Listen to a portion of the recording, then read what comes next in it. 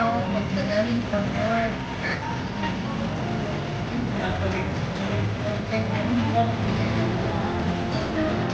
Yan ang cover ko.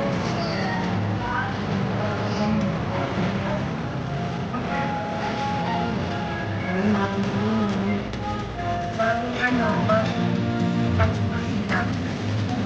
Bagong pala ay